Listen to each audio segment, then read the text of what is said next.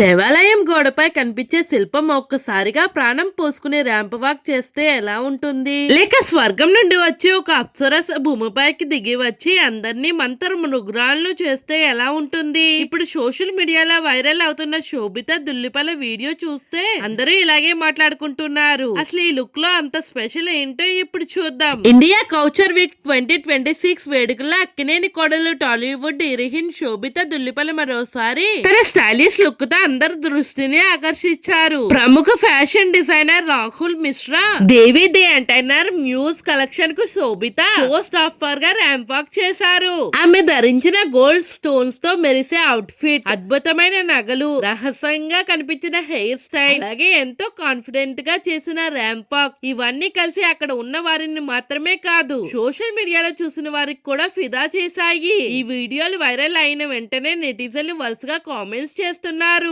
ఇది మనిషా లేక దేవత?